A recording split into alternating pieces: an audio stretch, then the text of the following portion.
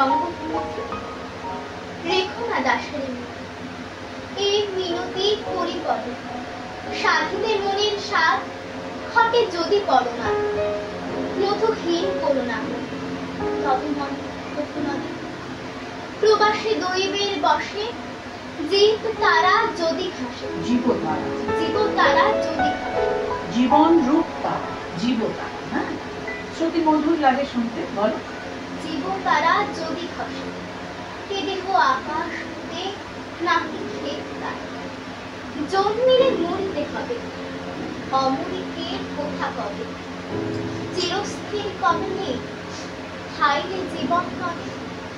কিন্তু যদি রাখো মনে নাকি মা তোরি সময় মক্ষিকাও বলে না গো করিলে অমৃত রবে সে ধন্য নরকুলে লোকে যারে নাকি মনের মন্দিরে সদা সেবে স্মরণ কিন্তু কোন গুণ আছে যাচিব যে তব কাছে কেন অমরতা আমি শ্যামা জন্মাতে তবে যদি দয়া করো ফুল দোষ গুণ ধরো অমর করিয়া বল দেহদাসে বল